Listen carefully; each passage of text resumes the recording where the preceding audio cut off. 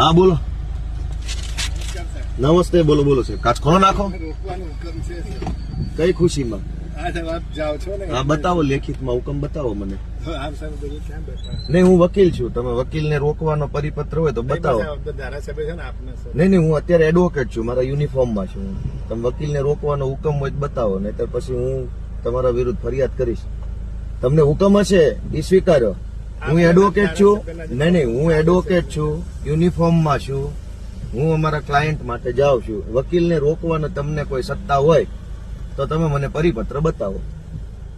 હું ધારાસભ્ય છું, હું ગુજરાતનો નાગરિક છું, એ બધું બરાબર છે. આજે હું વકીલ છું, બરાબર છે, પણ હું એડવોકેટ છું, હું મારા યુનિફોર્મમાં છું. ના ના, મજબૂરી શું કામ છે? તમે કાયદા પ્રમાણે હાલો ને, કાયદા પ્રમાણે હાલો. મજબૂરી શું કામ?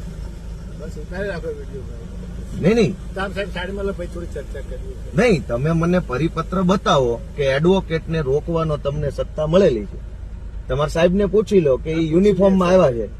તમે એને પૂછો, યુનિફોર્મમાં છે, એડવોકેટ છે, ક્લાયન્ટ માટે, અમારા ક્લાયન્ટ માટે હું જાઉં છું. તમારે વકીલને રોકવાની સત્તા હોય તો લેખિત પરિપત્ર મને બતાવો. એ 2 કલાક ઉભા રહીએ.